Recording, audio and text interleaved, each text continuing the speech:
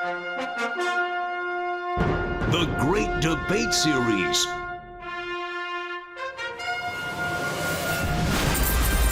Okay, inspired by Bill Belichick, Jim Harbaugh, maybe Pete Carroll, other coaches who are out there. We are doing the best second act from a professional or college coach. Can I go first?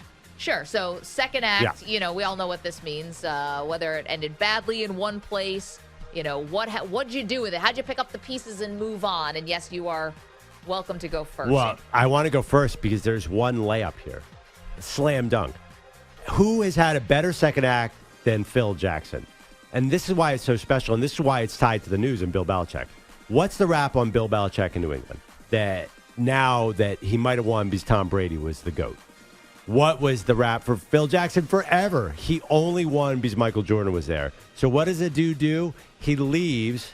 I don't want to get Jerry Krause's widow upset, but Chicago gives up on him, stupidly, I might add. He goes to L.A. and wins another set of rings, therefore actually getting rid of that narrative that he only won because of Jordan. You can't possibly have a better second act. If Bill Belichick did that and won without Brady, it would be he would pass him. But right now, nobody has done what Phil Jackson has done in his second reincarnation. It was incredible. It was seamless.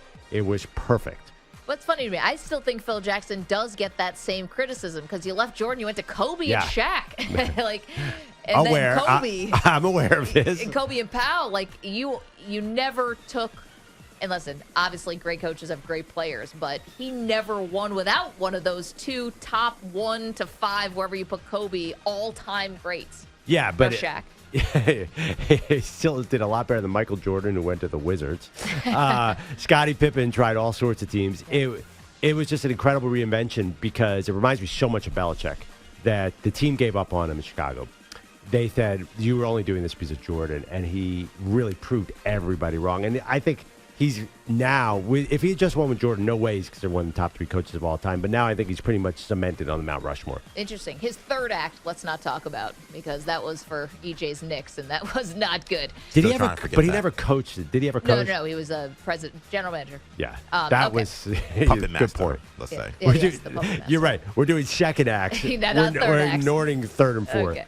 My best second act for a coach, and that's our great debate question for today. A coach's greatest second act could be college, could be pro, doesn't matter what sport. I am going to go with Pete Carroll here because I think Pete Carroll's getting lost in the shuffle of all this Belichick and Harbaugh news and Saban retiring and stuff like that. When Pete Carroll was fired by the New England Patriots in 1999, coming off an 8-8 season, did anyone in their mind say Pete Carroll's going to be a Hall of Fame coach one day? I'll answer it for you. Absolutely not. He went 6-10 with the Jets. He took over the New England Patriots because Bill Parcells, famously couldn't get along with Robert Kraft after they lost the Super Bowl. He takes over. They go 10-6 the first year. They lose in the divisional round. He goes 9-7 the next year, then 8-8. Went slowly, steadily down, and then he got fired. Who in their right mind saw Pete Carroll going to USC, starting a dynasty light there, winning 2 national titles, multiple Heisman Trophy winners on his team, then jumping to the Seahawks, as controversial it may have been at the time, we're talking about results here, to go to the back to the NFL, where you win a Super Bowl and go to another Super Bowl that you should have won. Yeah. I mean, now Pete Carroll is definitely a Hall of Fame coach, should be a Hall of Fame coach, and is maybe talked about with Jimmy Johnson in terms of greatest coaches to win in college and the pros. It's remarkable what Pete Carroll did considering where he was in 99.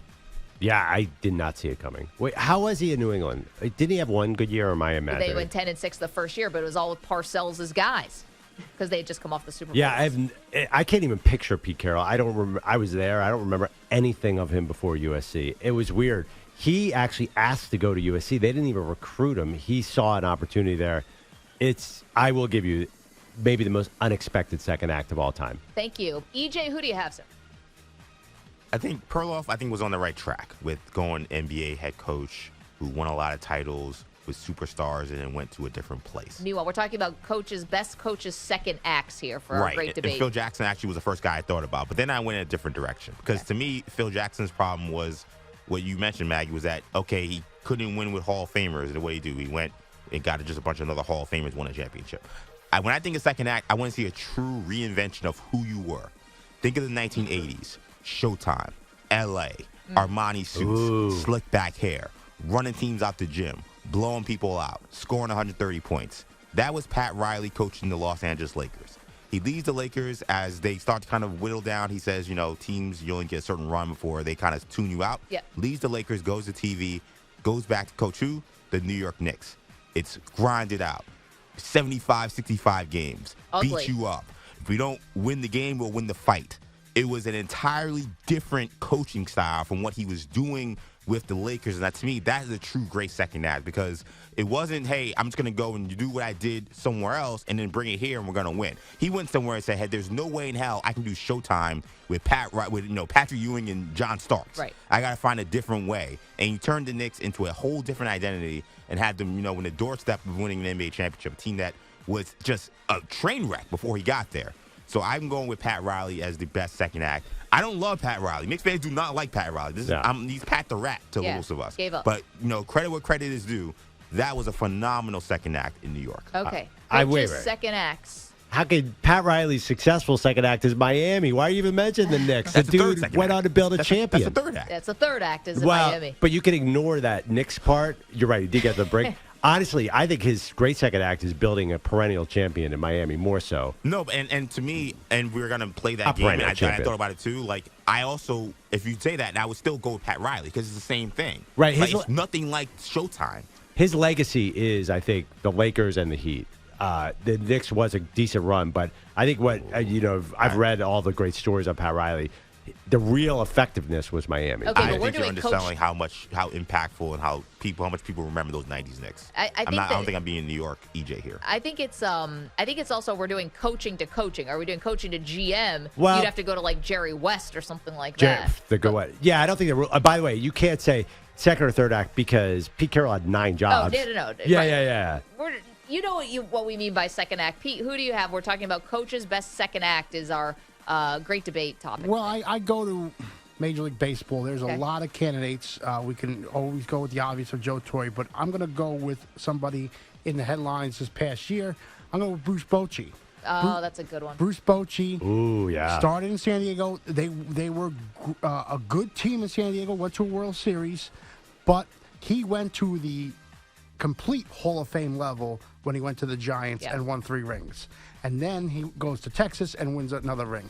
He proved how good of a manager he is.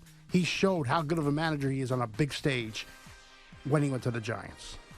Second act's Bruce Bochy. We like it. Andrew Bogish has stopped in. Hello, Bogues. Much like my good friend Pete Pilati, I'm going to go baseball. I'm going to go recency bias as well. Definitely not the best, but deserves to be on the list. Dusty Baker, Yeah. Giants Good one. manager, longtime, best known for helping them blow Game 6 of the World Series against the Angels, and they lose Game 7. He comes back into Houston. He's the one that's got to lead them away from all of that nonsense, and they keep winning games, keep winning pennants, and finally win him a World Series 2 years ago. Yeah, I mean, they needed him for the gravitas, right? So Yeah. that was his second act. And then also winning a World Series. Okay, that's what we're doing today. Coaches with the best second act. That's our great debate series, kind of inspired by, listen, Bill Belichick could be on this list. Yeah, Getting- Cleveland Browns to the Patriots. There you go. So we're kind of waiting, I think, for another second act. 855-212-4CBS. I guess this is Bill's third act. Oh, somebody's already calling in with a good one that I wish I had thought of. 855-212-4227. We'll put it out there on social media as well, Maggie and Pearl. If you're on Twitter, Facebook, all that stuff, you can find us.